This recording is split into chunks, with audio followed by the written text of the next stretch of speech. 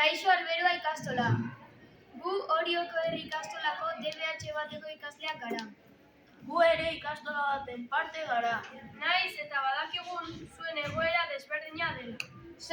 Zuen euskararen egoera desberdina da. Badakigu ez duzuela laguntzezko jasotzen. Baekik ez gara zautzen, baina bide hausen zerreiko. Albiste txar horren berri izan dugu. Eta horregatik laguntza eman nahi dizugu.